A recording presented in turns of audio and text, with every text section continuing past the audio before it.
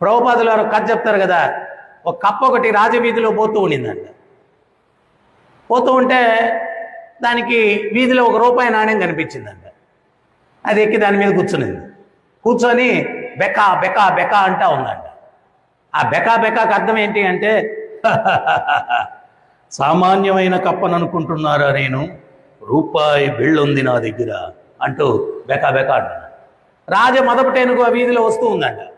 దాన్ని చూడంగానే కప్పకి ఎక్కడ లేని కోపం వచ్చిందట. ఏనుగా, ప్రతిరోజు నా కొలనులోనికి వచ్చి నా తోటి కప్పలను నానా హింసలు పెట్టావు. ఈరోజు నీ అంతు తేలుస్తాను.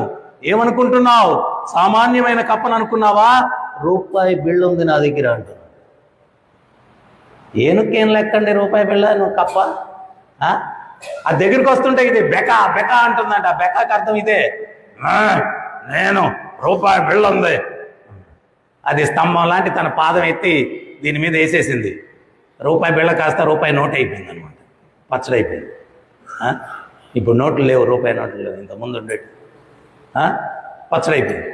సో సర్వమృత్యుహరశ్చాహం, ఈ యొక్క అధికారము, ఈ అందము, పదవి, వీటన్నిటి ద్వారా మన అహంకారం వచ్చి అహంకారంతో వ్యవహరించుకుంటే భగవంతుడు ఏం చెప్తున్నాడు గీతలో, సర్వమృత్యుహరశ్చాహం, మృత్యు రూపంలో వచ్చి సర్వాన్ని హరించి వేస్తాను.